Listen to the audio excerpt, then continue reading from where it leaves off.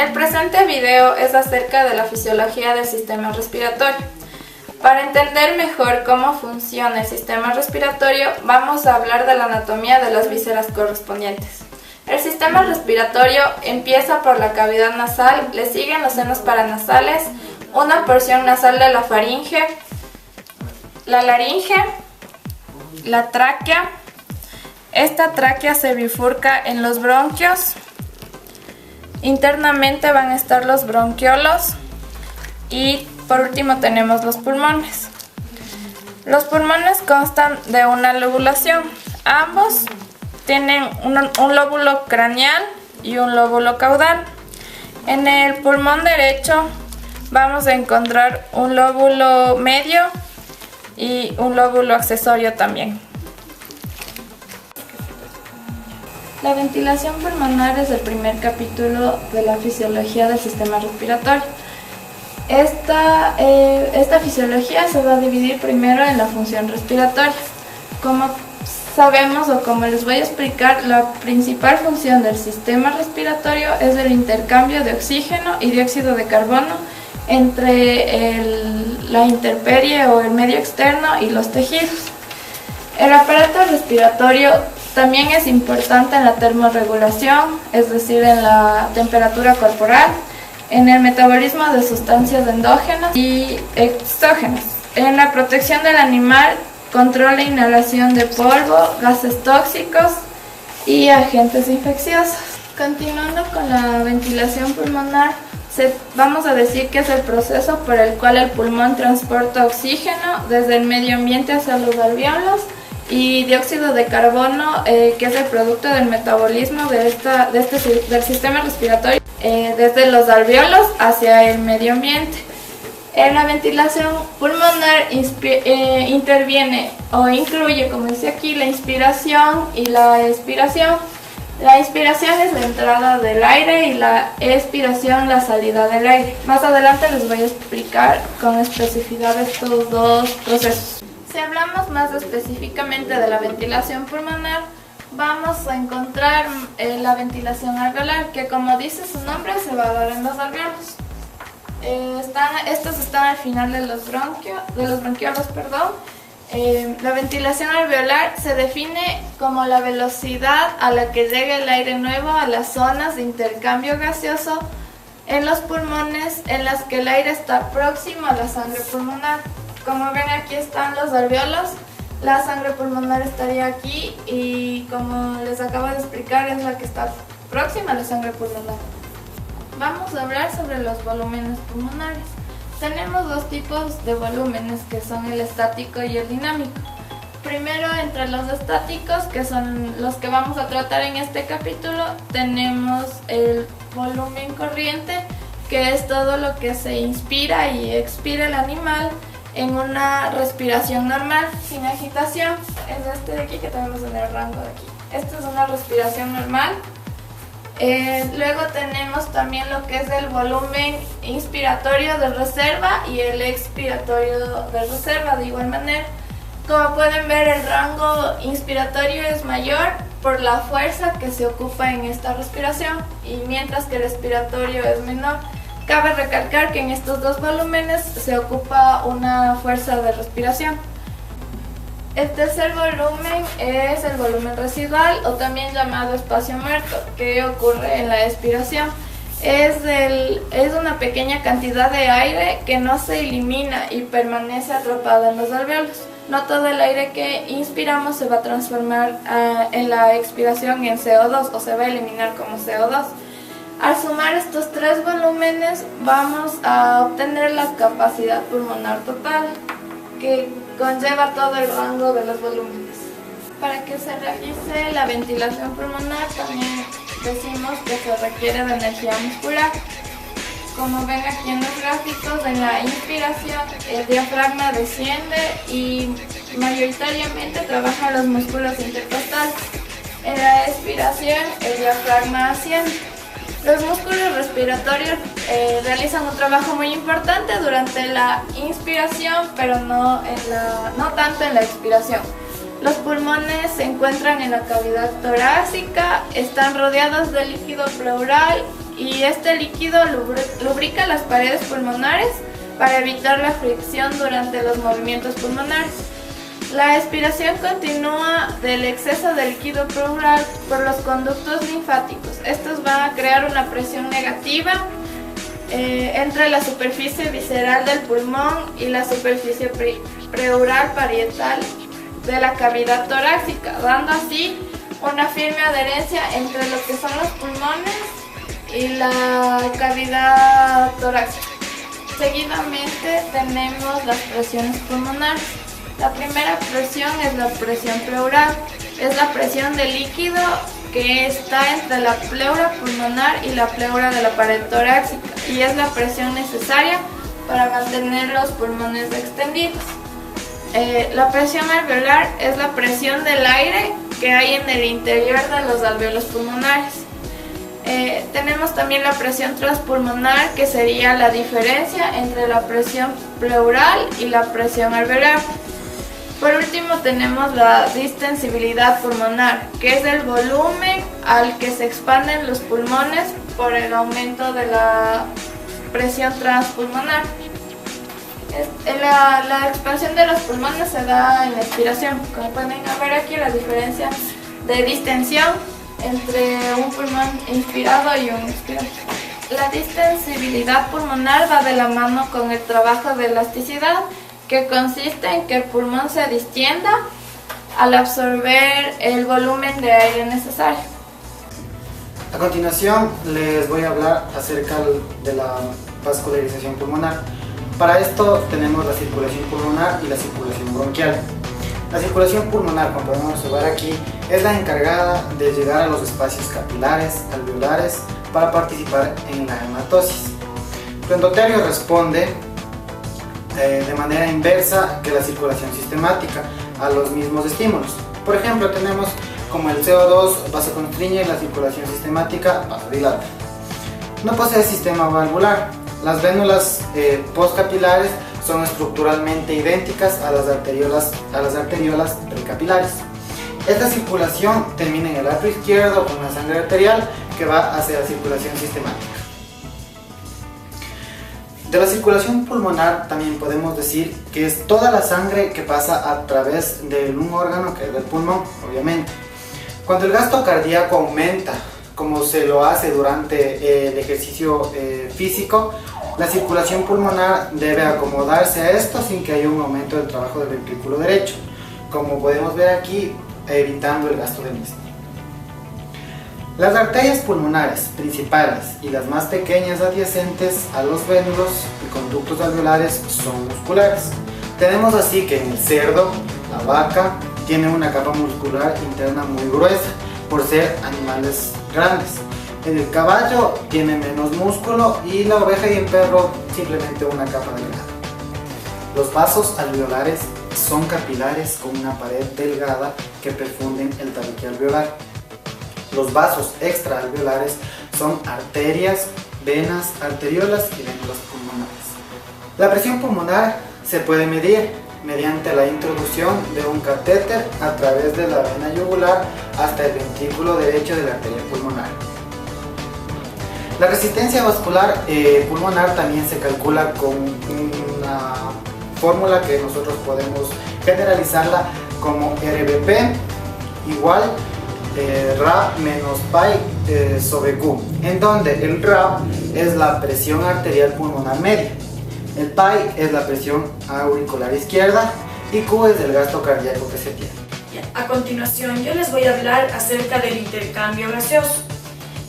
La función principal del intercambio gaseoso es obtener el aire y expulsar dióxido de carbono producido por el metabolismo celular.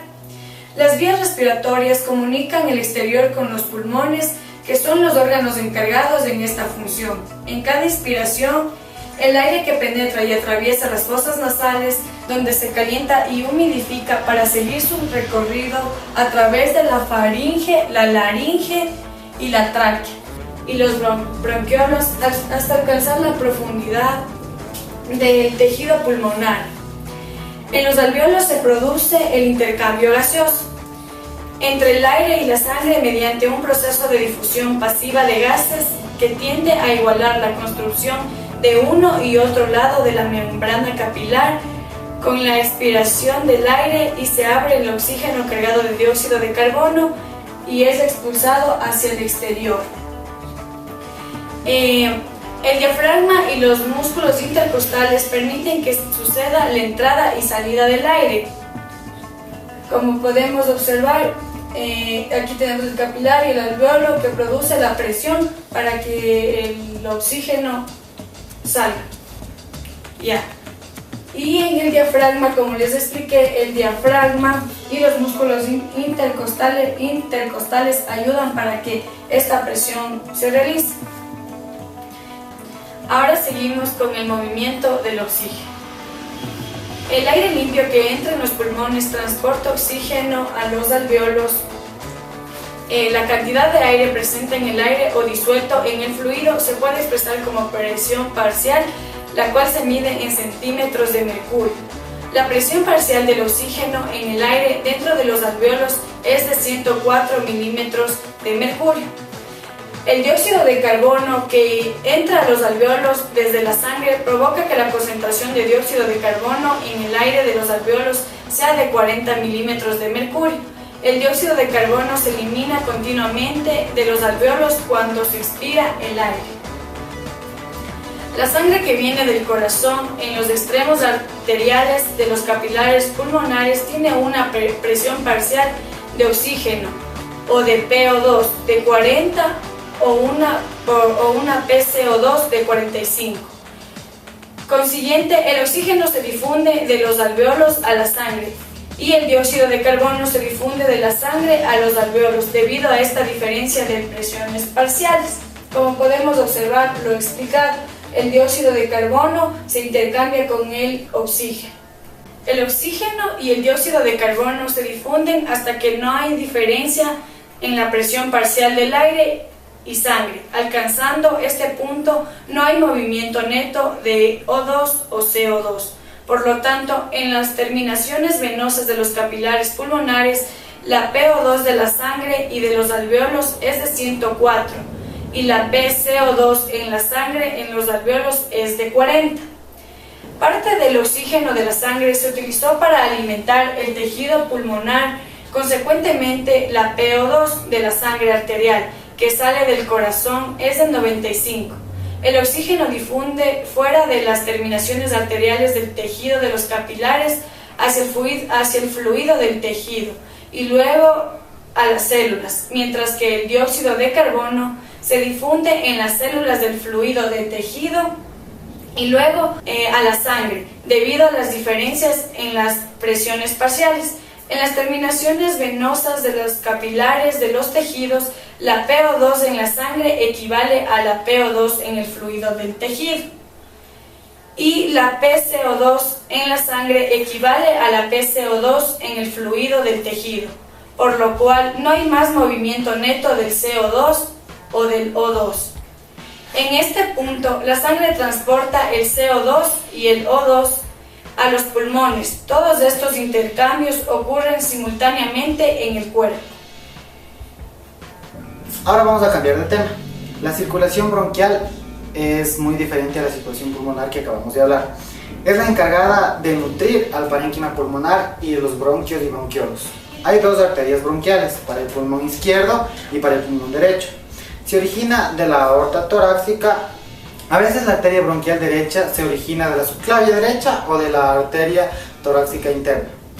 La circulación venosa corre a cargo de las venas bronquiales que se drenan a la vena acigos. A veces las venas bronquiales izquierdas drenan a la vena hemiacigos. Esta recibe alrededor del 2% del gasto cardíaco del ventrículo izquierdo. Tiene un doble origen, la arteria broncoesofágica y la arteria broncoapical derecha. La importancia del aporte de sangre bronquial a la pleura es variable entre las diferentes especies que podemos encontrar. Ahora continuamos con el control de la ventilación. Entendemos que la respiración debe ser regulada para ajustar las necesidades metabólicas de demanda de oxígeno y eliminación de dióxido de carbono. Para eso tenemos el control central de la respiración, los receptores pulmonares y vías respiratorias y los quimiorreceptores. El control central de la respiración es el ritmo respiratorio, que es controlado por el bulbo raquídeo, que controla todo esto. Este es modificado por los centros cerebrales superiores y por las aferencias de receptores periféricos. Los receptores pulmonares y vías respiratorias. Estos receptores dan el estiramiento pulmonar. Los receptores de irritación y los receptores yuxtacapilares pueden influir sobre el ritmo respiratorio, obviamente. Los usos musculares son mecanorreceptores que analizan el esfuerzo de los músculos respiratorios. Finalmente tenemos los quimiorreceptores. La hipoxia, la acidosis y la hipercapnia son fuertes y principales estímulos para que se den la ventilación. Los quimiorreceptores periféricos son los únicos receptores que controlan los niveles de oxígeno sanguíneo. No puede controlar ningún otro quimiorreceptor. La respuesta ventilatoria al dióxido de carbono se realiza por medio de quimiorreceptores medulares específicamente.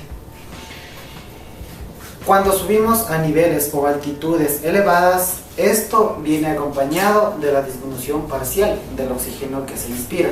Por tanto, tenemos una hipoxemia, lo que provoca, obviamente, el aumento de la ventilación.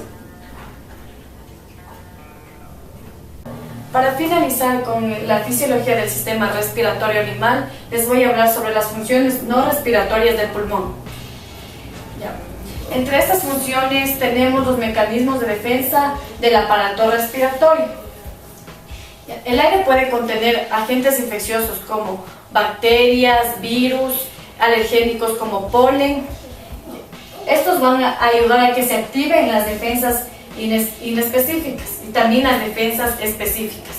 Las defensas inespecíficas las podemos llamar también como defensas de inmunidad innata, que estas pueden ser transmitidas por aerosoles. Estas incluyen el sistema mucociliar, la tos y las células fagocitarias. Tenemos también las defensas específicas. Estas defensas incluyen el sistema inmune. Estas defensas van a estar dirigidas especialmente hacia agentes perjudiciales específicos como son las bacterias. Estas defensas se van a tener una mayor reacción cuando el animal se encuentra en su ambiente, mientras que si el animal tiene un estrés intenso, estos mecanismos son insuficientes. El depósito de las partículas en el sistema mucociliar. Esto va a depender del tamaño de las partículas. Si las partículas son grandes, con un diámetro de 5 micras, se van a insertar en la pared respiratoria. Esto se lo va a realizar por impacto, y también van a estar ubicadas estas partículas en la nasofaringe. Si las partículas tienen un diámetro de 1.5 micras, van a estar asentadas en las partes más internas del pulmón, y esto se realiza por sedimentación. Van a estar en las vías respiratorias pequeñas. Las partículas más pequeñas pueden alcanzar las partes terminales del pulmón e incluso los alvéolos. Esto se va a realizar por difusión. El tracto respiratorio está cubierto por una lámina mucociliar de epitelio ciliado y secreción mucosa. En el tracto respiratorio tenemos el bronquio y el bronquiolo. Les voy a hablar sobre el epitelio del bronquio. El bronquio tiene un epitelio cilíndrico pseudoestratificado. Aquí vamos a encontrar células caliciformes, también la glándula submucosa que va a estar atravesando el músculo liso. También encontramos un cartílago debajo de la capa submucosa. Estos cilios se encuentran agitados en el interior de la capa de sol. Y en la parte superior vamos a tener el moco de gel. En cambio, el bronquiolo va a tener células epiteliales cúbicas, unas células claras, también músculo liso y submucosa. Y ya no va a haber la glándula submucosa que atraviesa el músculo liso ni el cartílago en la pared del bronquiolo. Los macrófagos alveolares atrapan a las partículas. Estas partículas pueden ser dañinas como bacterias y virus. son de tipo celular predominante en las secreciones que recubren los alvéolos, siendo el principal fagocito presente en el pulmón sano. Los macrófagos destruyen y eliminan a las partículas como las bacterias y las expulsan al exterior del pulmón. Los macrófagos alveolares son la primera línea de defensa. Liberan radicales de oxígeno y enzimas proteicas para destruir bacterias. Seguidamente tenemos las citoquinas y las quimioquinas. Son dos grupos de proteínas similares producidas y liberadas por macrófagos, linfocitos, células epiteliales y entre otros. Su principal función es atraer las células inflamadas al lugar donde se ha producido la lesión. También se implican en los procesos de cicatrización. Y por último, otra de las funciones no respiratorias del pulmón es el intercambio pulmonar de líquidos. El pulmón produce linfa continuamente como resultado del movimiento de los líquidos. Al igual que en otros órganos, en el pulmón hay un movimiento continuo de agua y solutos desde el lecho capilar hasta el intersticio pulmonar. La filtración de líquidos suele producirse entre el capilar y el tejido intersticial. En el lado grueso, como podemos observar aquí, el lado grueso del tabique alveolar, la capa intersticial se interpone entre el endotelio y la membrana epitelial. En el lado delgado del tabique no hay tejido intersticial, debido a que el endotelio capilar comparte la membrana basal con el epitelio alveolar.